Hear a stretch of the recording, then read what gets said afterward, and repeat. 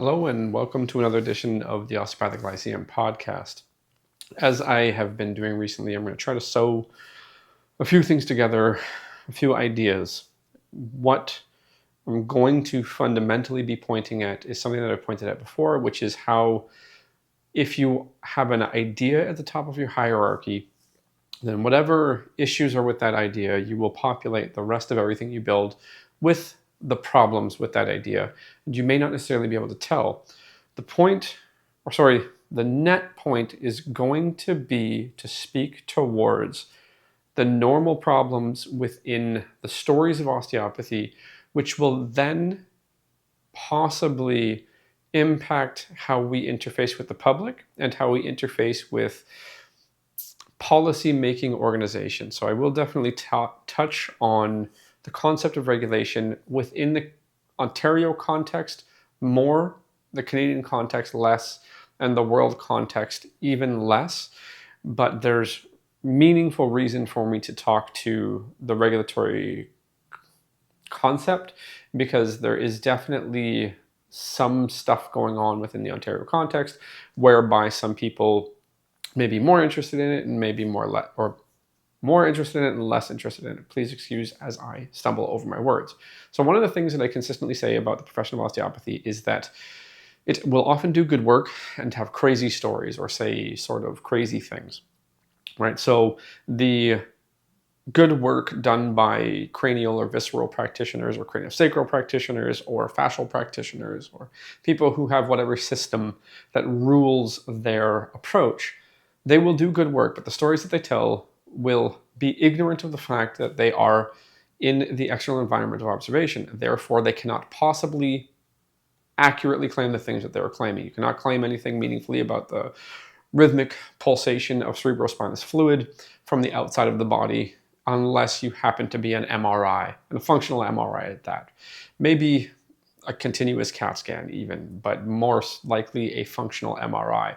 You can't make those CSF claims to talk about the function of an organ in a particular moment and how it's moving from the outside of the body, unless again you have, a fluoroscopy or a CAT scan. You got no chance. Even momentary blood samples that you have to send off to a lab, you're going to have a problem. You're not going to know. So making those claims is an issue. An example of where this goes very, very wrong is encapsulated in a term called Lysenkoism. So I'm going to purposefully read from the entry. Now, this is the Wikipedia entry. Some people can enjoy or appreciate, and others will critique this.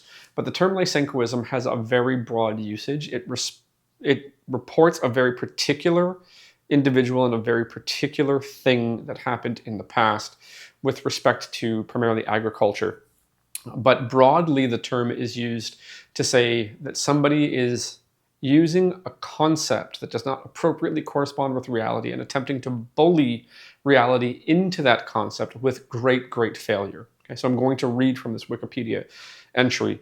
Lysenkoism was a political campaign led by Soviet biologist Trofim Lysenko against genetics and science-based agriculture in the mid-20th century, rejecting natural selection in favor of a form of Lamarckism, as well as expanding upon the techniques of vernalization and grafting. Okay, so initially, again, whether you agree with the accuracy of this entry or any issues held within it, I'm reading this as it's a standard, easily available resource that other people can look to. But you can see the rejection of science-based agriculture and genetics, right? So there may be issue with genetics as we discuss it now. There could be errors in that discussion, but generally speaking, it seems to be parsimonious enough that it accurately describes observable phenomenon in a way that's predictable. So parsimonious in that it assumes the least and explains the most, even if there are errors, and there may be errors within what we discuss about genetics as we discuss it now, but we're learning more.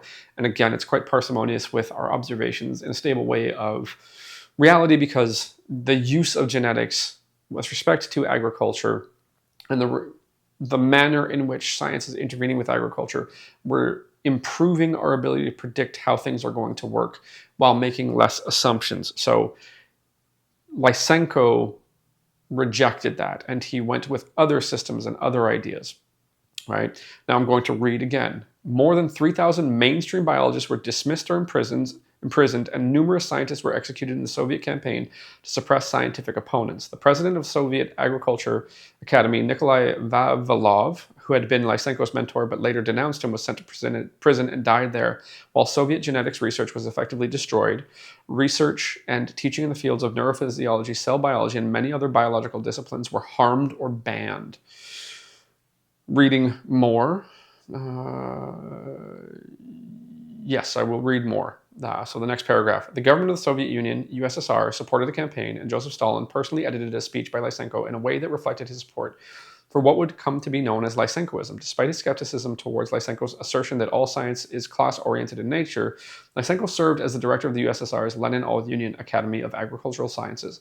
Other countries of the Eastern Bloc, including the People's Republic of Poland, the Republic of Czechoslovakia, and the German Democratic Republic, accepted Lysenkoism as the official new biology to varying degrees, as did the People's Republic of China for some years.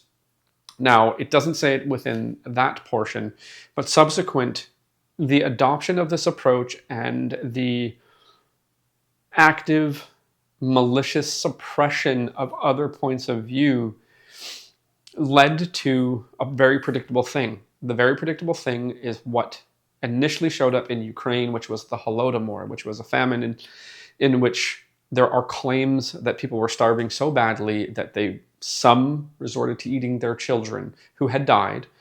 But it was very, very horrific. Millions of people died in the Holodomor in Ukraine directly as a result of the agricultural approach of Lysenkoism.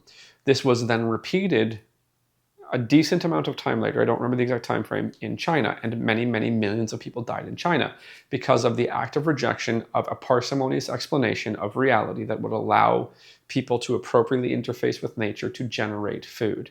So they took another idea and said, we're going to bully it onto reality. The result is millions and millions of deaths in a predictable way that the other people who were suppressed in their opinion would have at least come close to predicting or possibly modulated. So, how does this relate to the profession of osteopathy? Well, the way that this relates is that the cultural reproduction of osteopathy includes the telling of previous stories. Because people learn a particular story that allows them to behave in a particular way, and then reproduce behaviors that are functional and beneficial to patient populations, they believe that the reproduction of that cultural story is the way to do it. They don't necessarily consider that there may be a more parsimonious explanation or an explanation that assumes less and explains more. The cranial explanation for things is bad, objectively, observably incorrect. The visceral explanation for things is objectively, observably incorrect. The early osteopathic explanations for why things work mechanistically or what was happening in particular ligaments, objectively, observably incorrect. But if we continue to reproduce it, we should get the same results. Being objective about the results might be a decent reason where you should reconsider those, because if you're objective with the results, it's not normal or consistent that people report the things that don't go well. They tend to report their wins more than their normal range of results. I tend to report the normal reproducible range of results, which is generally positive, but some people won't respond to osteopathic treatment. So there's a cultural reproduction piece that will be described in a meaningful way by a concept called the Overton window. The Overton window is essentially the range of acceptable topics, and it will do this to include another topic and let go of a previously acceptable topic. But there's an Overton window. There's a cultural window of essentially normal topics to discuss and ways to discuss them. It's a reasonable description. It may not be the exact mechanism, but it's a reasonable description of how that cultural reproduction works to some degree. There's a cultural reproduction issue within almost everything, but I can speak to the context of osteopathy better than anything else because I know it well. So people continue to tell the same story over and over again, thinking that that's the thing, but there's other ways to do it. There's other ways to explain this. I believe that some of the explanations that I provide with my heuristic framework-based approach and how I use cognitive psychology and educational concepts or theories or maybe educational hypotheses and educational models probably better describes how to get somebody from complete novice to functioning practitioner with as few assumptions as possible and as many predictive approaches as possible. So the heuristic-based framework that I suggest. And if you go onto the YouTube, the Osteopathic Lyceum on YouTube, you will definitely find these. Less so if you go on Spotify and look specifically at this podcast, but more so on YouTube, you'll find that material. So my approach, I would argue, has way less assumptions compared to the normal Overton window and ideologically driven approach of the current osteopathic educational framework. So I've gone over the WHO document and the CEN document, the European standards document, and shown you where there's assumptions and where there's things that they call competencies that just aren't competencies, where there are assumptions that are made that don't make any educational sense. That all then turns to the topic of regulation. So wherever you go in the world, there's going to be a legal framework of some form, whether explicit or implicit. In Ontario, at least, there is this framework or this thing called the Regulated Health Professions Act, the RHPA. The RHPA is the act that generates the opportunity to set up a regulatory college for a profession. In order for that to occur, the RHPA needs to be accepting new applications. It needs to be open within any given profession that would like to put forth an application to become regulated and set up a regulatory college. All of the major stakeholders, or really all of the stakeholders involved in that profession, have to agree. So the varying educational institutions, the varying professional associations, what have you, they have to agree that it's going to be valuable. The fundamental aim of a regulatory college in the system that exists in Ontario is to protect the public from the practitioner.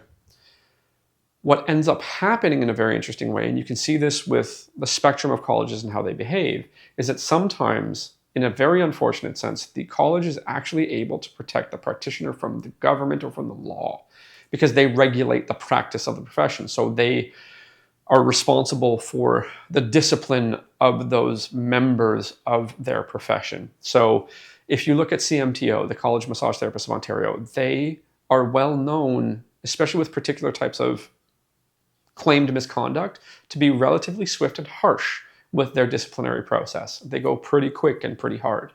Whereas, say, the College of Physicians and Surgeons of Ontario can be argued to allow for a wider range of negative behavior between practitioner and public.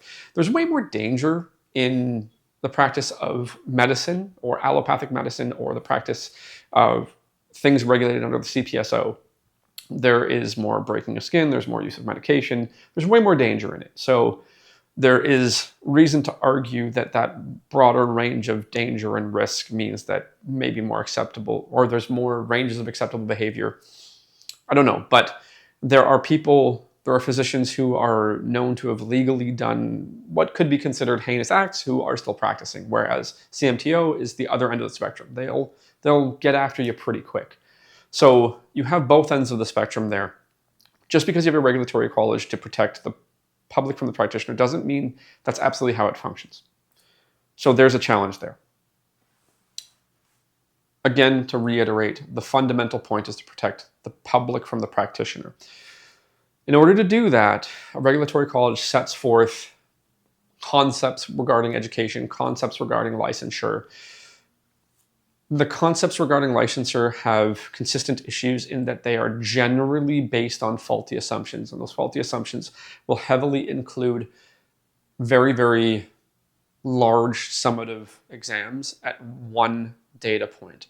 The assumption built into those licensing exams is that the education provided prior assessed you appropriately to prove competence. Maybe it did, maybe it didn't. When you look at the outcomes of license exams, they could be considered background noise because everybody has them. They do not appropriately predict the commission or omission of things outside of the regulatory structure as far as behavior between the public and the practitioner. So one of the things that regulators are very, very concerned about is sociopaths. One of the problems with sociopaths is that they're very good at not being identified. They're often also very intelligent and capable of performing things in healthcare at a high level, but they also have other issues interacting socially and may do things that are not appropriate. So you're trying to filter out, or the regulator wants to filter out people who are going to harm the public. The way that they do it doesn't do what they want it to do in those licensing exams and the assumptions made about education prior. The things that are mandated to be in the education are based on assumptions that could be faulty about, this much time on this thing or this much attention. Whatever you choose to force people to pay attention to means that you are forcing them not to pay attention to other things. So it's a bit of a double-edged sword, and it can be a fantastically sharp sword in the exact way that you want it to, or it can be a fantastically sharp sword in the way that won't respond to future need.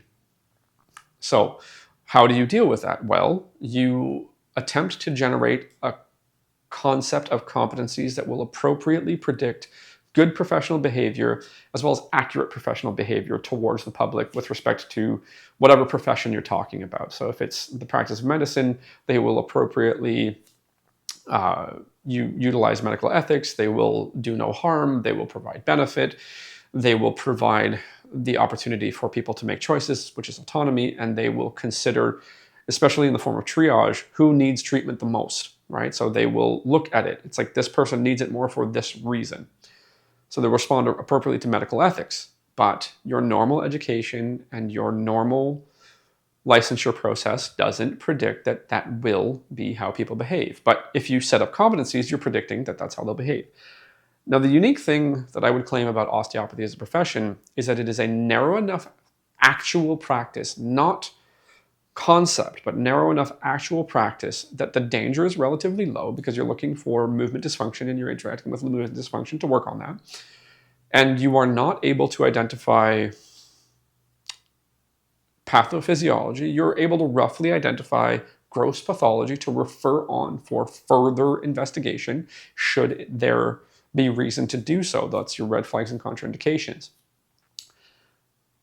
But it's narrow enough that the actual competencies are quite narrow. So it becomes much easier to institute a regime of instruction and testing that can appropriately identify those who are going to be safe, not necessarily who are going to be socially desirable or interact in a way that is not awkward, because many people will do that, but there's a wide variety of people in the public who can deal with a wide variety of personalities, and each person will have a chance to build their own practice dependent on them being skillful enough and the right kind of personality to interact with the variety of people that come to them, right? So I would argue that osteopathy is a relatively narrow actual profession in its application, that a lot of the knowledge that people think is required probably isn't required. A lot of the story that is told about osteopathy has major faulty assumptions. I've talked about this at length, and to rail on it may not be most appropriate, especially for what I'm trying to do. So the regulation of osteopathy is probably a much more narrow thing, or the practice of osteopathy is a much more narrow thing, such that regulation may be overkill in most circumstances. If culturally, in a particular location, osteopathy as a profession has convinced people that there's all these magic, fantastic physiological interfaces happening between the practitioner and the patient, then I can see why people would be motivated, because it's like, oh, you're going to move the shoulder and affect the heart. And I'm like, yeah, maybe you are, but maybe you aren't, right? How do you know when you are and how do you know when you aren't? To be fair, you probably never know. You may end up having a strong suspicion as a result of very, very particular pieces of information and reported change, but you probably don't know, okay? So the ability to interface with that in a complicated way is probably not what people think. So returning back, Ontario, RHPA. The RHPA is not currently open. There are people within the profession of osteopathy within Ontario who have consistently been making the claim that they would like to explore and move towards regulation. I do not believe that on a fundamental level they appropriately understand the vast amount of assumptions in what they consider osteopathy to be. I think they overestimate the complexity of the actual practice of osteopathy and the complexity of the range of things that they can accurately predict. There is a complex range of things that osteopathy might be able to do, but we haven't explored it appropriately to be on good footing, to be able to say to a regulator, we need this, this, and this. Further, the regulators are interested in things that are much more up to date with respect to educational delivery and assessment. I know for sure that there is almost no educational institution for osteopathy in the country of Canada that has any idea what they're saying with respect to assessment. The CEN document talks about a competency portfolio as a secondary method of assessment, which means that in Europe, the document that is the primary guide currently to how they're going to deliver education and assessment doesn't appropriately understand assessment in health professions education. So I have multiple reasons to believe that the profession of osteopathy, writ large in the world, probably outside of America, because in America, the DOs are trained very, very similar, if not in parallel, because of the regulatory structure that exists to physicians, such that they are required to use competency portfolios. They're required to deliver competency-based medical education. Whereas in other places, the people don't have the knowledge or the skills to apply that approach. So there is a fundamental issue with the cultural reproduction of osteopathy within Canada, within Ontario, probably within the world. There's a fundamental issue with how assessment is delivered in osteopathic education. There's a fundamental issue with how osteopathic education is delivered conceptually with respect to cultural reproduction of ideas that are provably false and known to be false broadly, both inside and outside of osteopathy. However, because people were taught in a particular way, it is relatively predictable that they will try to teach in that way with those stories. Then you'll get the people who are also ideologically motivated within osteopathy to say, my idea that that's wrong is more important. You could accuse me of that. I think I display the appropriate level of consideration of many models, as well as zoom far enough back that that's not necessarily how I'm actually doing it, but I will accept at least the discussion and argument that you could claim that I do that, right? So that my ideas are more important. But what I would argue in return is that I'm zooming far enough back to actually assess what the competencies of osteopathy are and what the ways to predictably inculcate those competencies into people and observe those competencies in a way that will no longer further divide into smaller things or larger things, right? So that's where I stand there.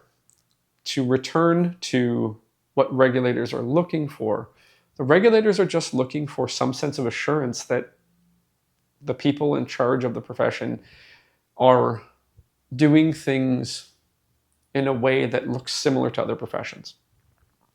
But also, they do require that you're a little bit more up to date and you're talking about the right stuff, right? So the regulators are not necessarily, or they say the politicians in those positions to carry out portfolios that would consider moving into the RHPA or opening the RHPA. They may not be experts in assessment. They may not be experts in education, but they know that their job is to protect the public and consult people who know this, right? So I have the absolute pleasure of having been in contact with people educationally that have worked with regulators. So I happen to know a little bit about what they're looking for and maybe some of the challenges of what they do, what they may rather and may not know. So that's a little bit of a ramble. I have some insight into it. The activity that is visible if you know where to look with respect to the profession of osteopathy in Ontario suggests that people are possibly looking at clamoring through the attempt to be first, to be the voice. I would strongly suggest that they pull back and reconsider, because in the attempt to be the voice, they may not necessarily be doing the best job at being the expert in what they're doing. I think there's room for improvement. There is some possible evidence that people are leaning into a program being housed within a publicly funded college in Ontario, the Sheridan College program, which, as far as I can tell, looks like it's a fairly standard normal institutional program built by people who have other backgrounds within that institution as well as within other healthcare subdivisions or healthcare professions. And I would say that in all likelihood within their context, they're doing a fantastic job. They're being very considerate. They're going through the appropriate processes, which is fantastic. What I will now turn my attention to is the pros and cons of a regulatory framework. So one of the pros of a regulatory framework is that there is standardization. That standardization means that people know what is likely going to happen as far as policy and delivery, which can seem nice to the general uninformed public. The slightly more informed public, based on personal experience seeing multiple practitioners who have gone through a standardized process, would recognize that those practitioners are not quite the same. Their skill levels may not be the same, their knowledge may not be the same, their professionalism may not be the same, even though they were placed in front of the same standardized process. So the standardization piece is nice. The recognition by the governing structure may also be a positive in the eyes of some, but people are different. People vary in their opinions, their preferences, and their needs. The outcome goal of education is to produce at least a competent novice, if not a very competent novice, right, who will turn into a very competent expert, or at least that's the hope. A regulatory framework is aimed at standardizing. An educational framework has to be aimed at identifying the needs of the variable individuals so that they get to what could be considered a very similar level of novice competence or high novice competence.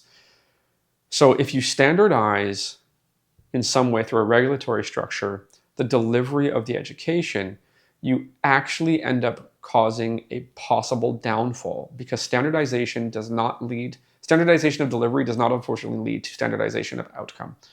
People would then argue that the licensing exam would catch that. And the licensing exam doesn't necessarily catch that, because sometimes somebody's cat died the day before the standardized licensure exam and they perform poorly, even though all evidence prior points to a very high level of competence.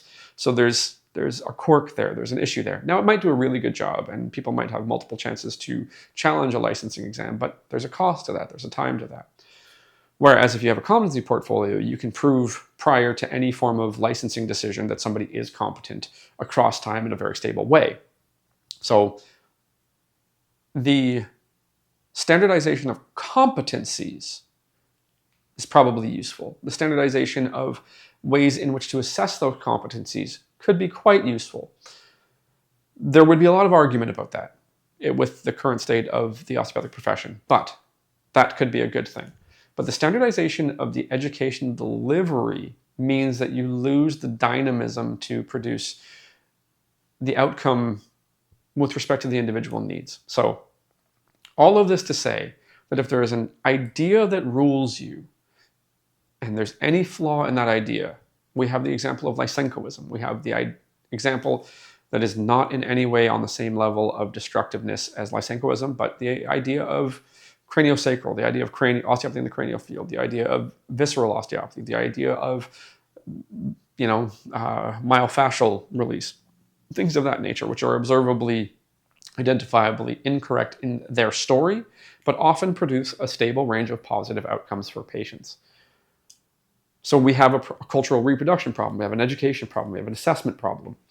Osteopathy, generally speaking, has major issues in-house, and trying to be the first voice of power or influence towards a regulatory structure is going to reproduce these problems. So hopefully you recognize that maybe we need to zoom out, reconsider, stop being ruled by particular ideas, move towards a better understanding of what we actually do, its strengths and its weaknesses, before trying to rush to regulation, which probably isn't coming anyways because the government doesn't necessarily show the appetite to open the RHPA. Maybe I'm misinformed, but I don't think that's the case. So maybe let's back up. Maybe let's reconsider. Maybe let's have some talks amongst each other within the profession of osteopathy, respectfully, and not trying to be the dominant voice. Let's try to be the voice that generates the best outcome for the students and for the public. So hopefully you found that useful, and we'll talk again soon.